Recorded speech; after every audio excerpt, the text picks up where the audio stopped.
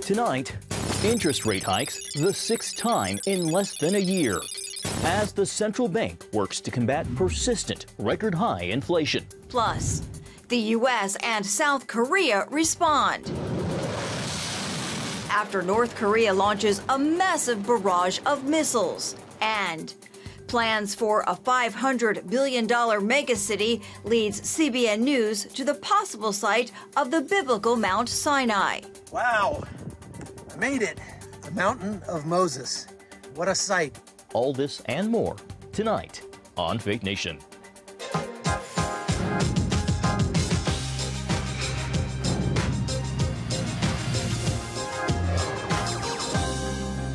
With a foot on the gas pedal, the Fed races to outpace the surge of inflation. Welcome to Fake Nation from our News Bureau in Washington. I'm John Jessup. And I'm Tara Mergener. The Fed has raised interest rates again, trying to get a handle on 40-year high inflation. That's right. Today's hike, the sixth this year, continues an unprecedented march of rate hikes, rising another 3/4 of a percentage point. I don't have any sense that we've over-tightened or moved too fast. I think it's been good and a successful program. That we've gotten this far this fast. Remember, though, that we still think there's a need for ongoing rate increases, and we have some ground left to cover here. So what does this all mean? Well, consider this. The average credit card balance is about $6,200. So that means if you're making minimum payments, it already costs an extra $1,200 in interest because of rate hikes. After today's increase, those extra interest payments will jump to more than $1,500. The Fed's mission is trying to bring down skyrocketing prices without triggering a recession, but prices are still climbing, especially at the grocery store. A dozen eggs up more than $1 since last year. A large bag of chips now over $6. And a 2-liter bottle of soda topping $2. Analysts also say price increases at the grocery store are outpacing restaurants. Well, here with us now for more is Norbert Michel, the Cato Institute's Vice President and Director for the Center for Monetary and Financial Alternatives. Norbert, thank you so much for being with us. So we got 6 interest rate hikes this year, 4 in a row at 3/4 of a percentage point. Norbert, how unprecedented is this? Oh, it's not the norm. They haven't had to do anything like this in quite a while. Probably have to go back to the 80s, and wasn't quite as severe leading into 2008. So I'll go back to the 80s. So it's not the norm at all. Only happened maybe 1 or at most 2 other times, depending on how you cut the data, but very unusual. You know, and even with all the dirty work, inflation is barely cooling off. You heard the Fed chair today. Are they going to keep their foot on the pedal with more rate hikes? Well, I mean, we don't know for a fact, but I mean, that's what they're intimating. And I think that if you look at the month-to-month indicators of inflation, whether you use core inflation on the PCE side or the consumer price index side, I think you actually do have a good case that inflation is at least slowing down. Then, you know, kind of like they say, though, they're not out of the woods. And I think that if you look over the next year, you're probably going to see some smaller rate hikes until they get closer to 5% target. That's my gut feeling. And I think everybody needs to keep in mind that the Fed has to have this, to a large extent. They have to have this attitude. They have to have these kinds of announcements. They have to portray incredible seriousness at getting inflation under control, regardless of what some of those numbers are saying.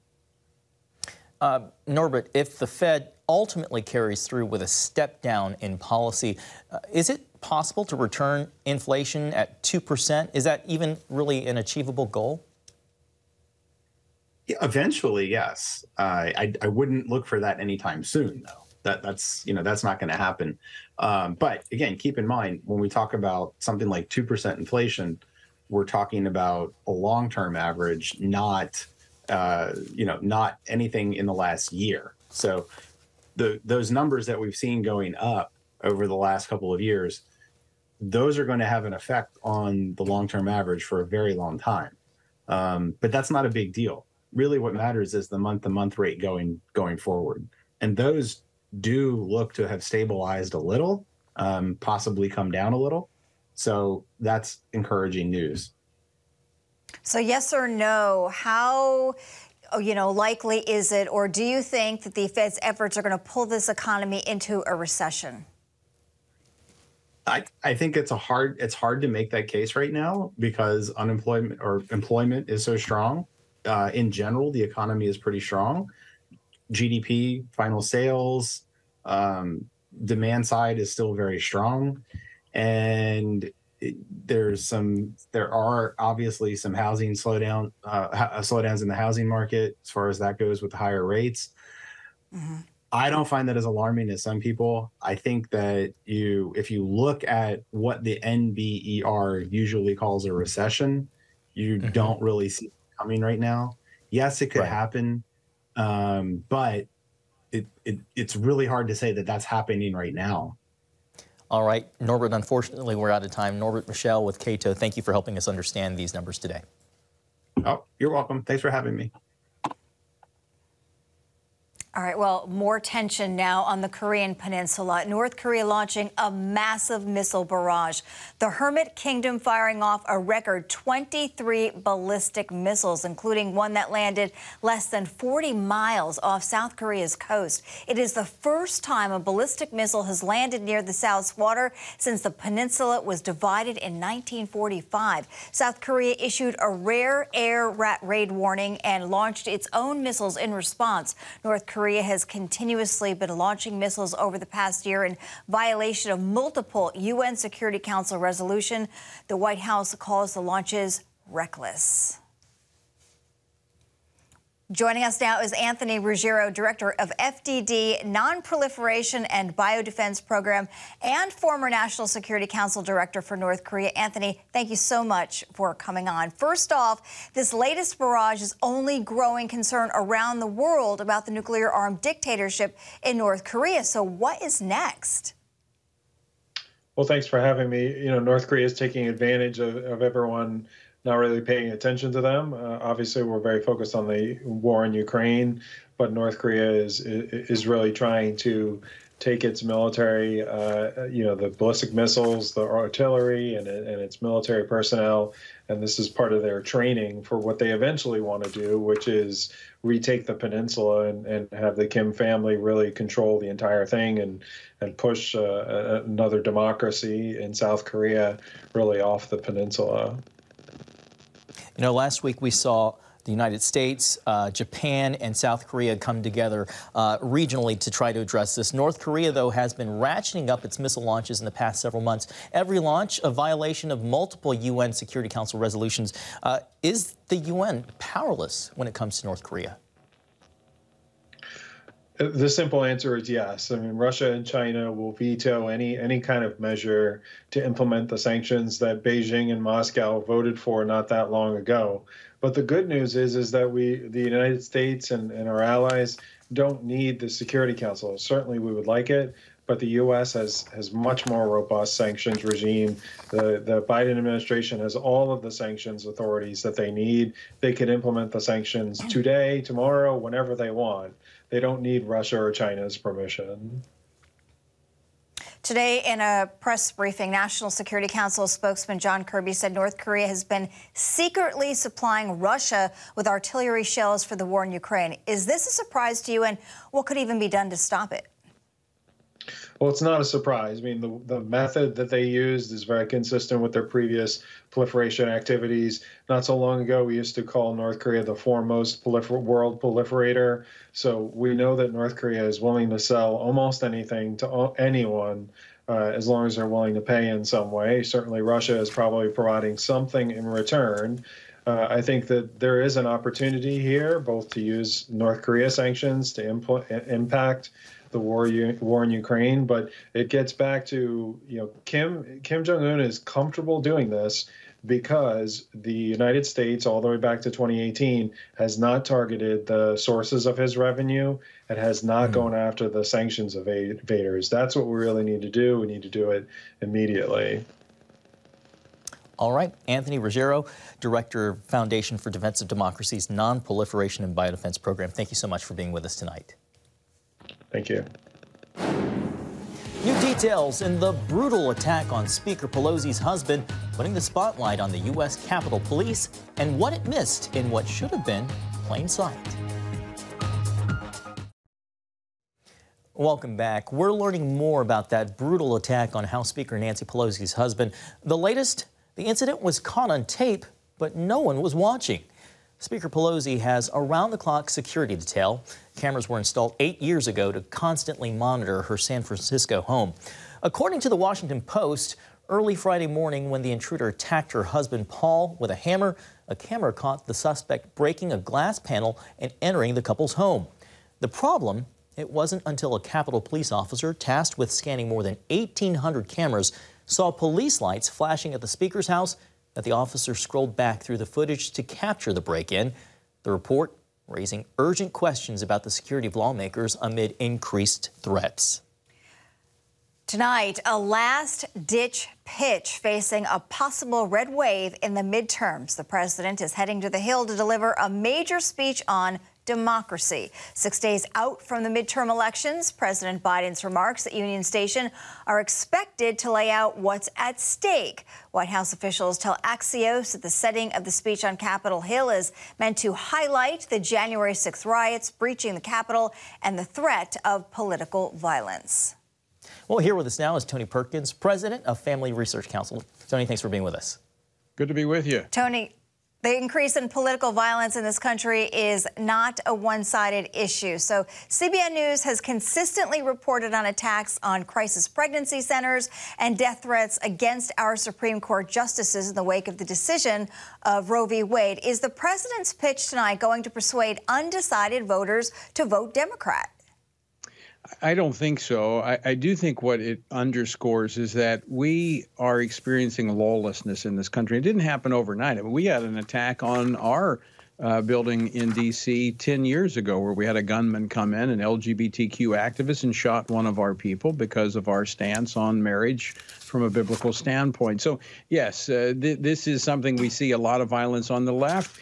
We still don't know all the things about this particular individual, but here's the bottom line. Violence does not work in a republic. And I think what we need to be looking at are the warning signs here and not the finger pointing of, you know, this person went on this Facebook page or this social media and said this, they're aligned with this. What it's telling us is that we have people that feel like their voices are not being heard and they're resorting to violence. A republic does not work that way. And so if the president is really serious about preserving what he calls a democracy, preserving our constitutional republic, then we need to make sure that voices are not silenced. And what he is doing with big tech, his administration and this disinformation board in silencing certain voices in our society, what we see those in the legacy media doing, silencing certain perspectives, that's what's giving fuel to this violence on both sides. Tony, as we mentioned, conservatives have also frequently been the victims of political violence. But I got to ask, do you think the January 6 riots put an incredible, intense amount of light in those pictures that are indelible in all of our minds? Do they link violence to Republicans? I don't think so. Now, I've been very clear about this, John. I oppose what took place. Look, I was a former police officer. I served in our nation's military. I was a Marine. Look, our system only works when we operate within the law. And violence has no place in our society. It's destabilizing. And I think the portrayal of January 6th as being reflective of where conservatives are, and even those who supported Donald Trump, which I did, is wrong. And I think it only fuels the animosity and the angst among voters and only intensifies what we're seeing happening in our society. I think the president, you know, as he said in his in his inaugural address, he wants to be a unifier and unify this country.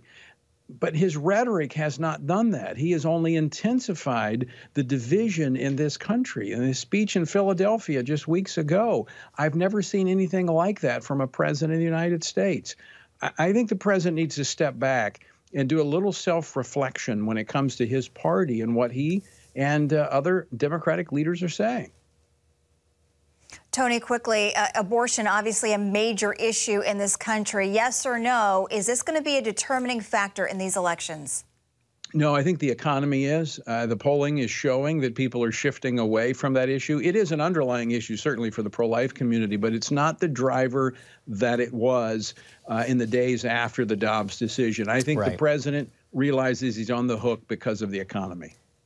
Tony, we are out of time. Tony Perkins, president of FRC, thanks for being with us tonight. Always great to be with you guys. When we come back, the stage is set for a $500 billion megacity in the middle of the desert with a connection to the Bible. Stay with us.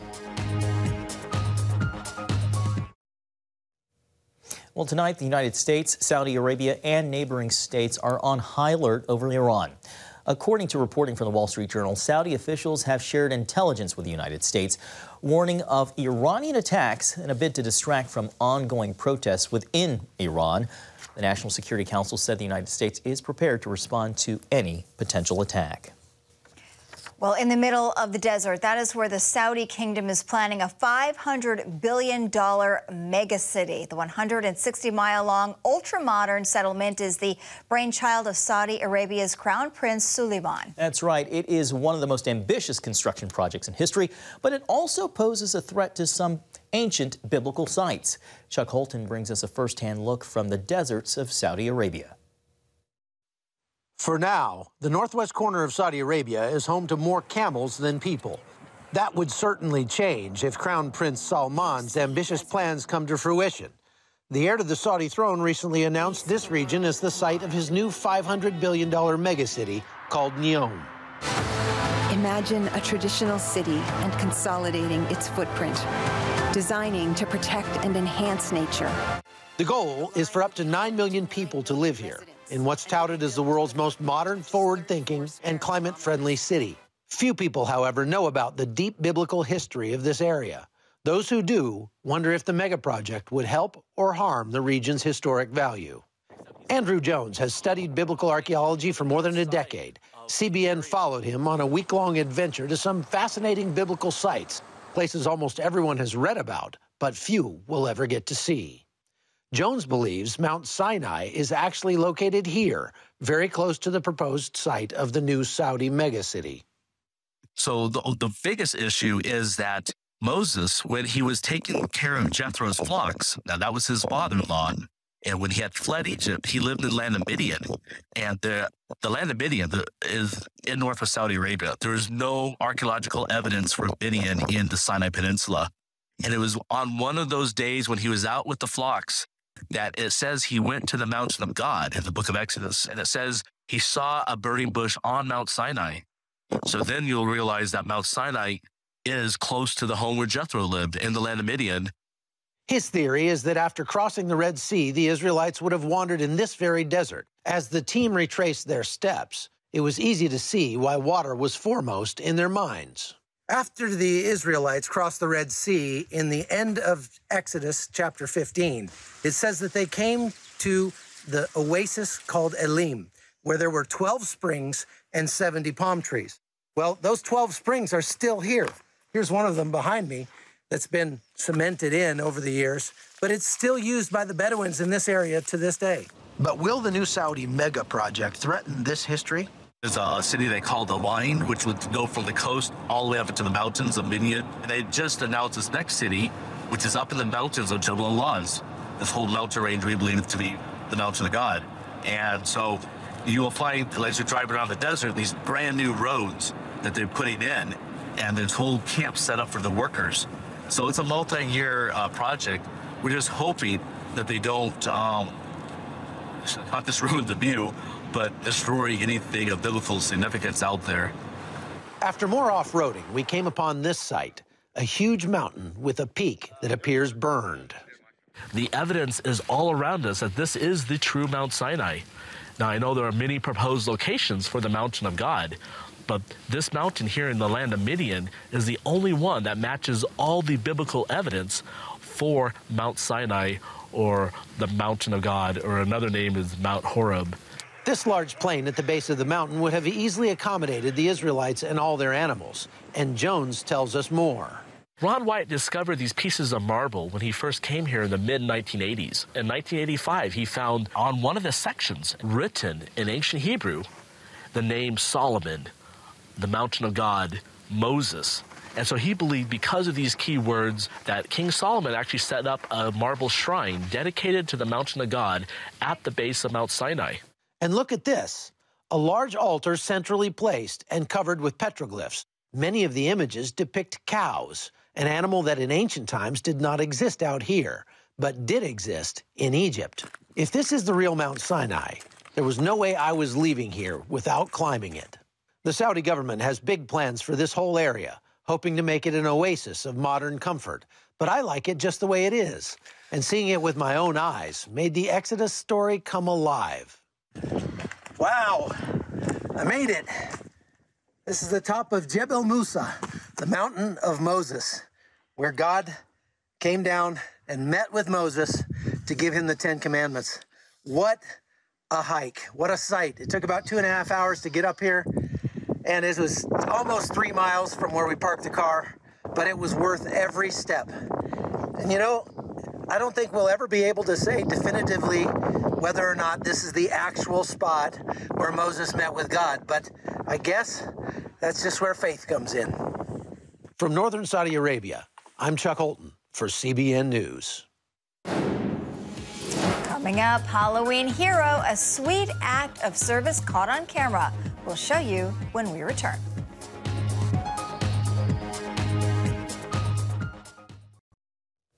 Finally tonight, even though we all don't celebrate Halloween, it's never too late for a heartwarming treat, right? Never.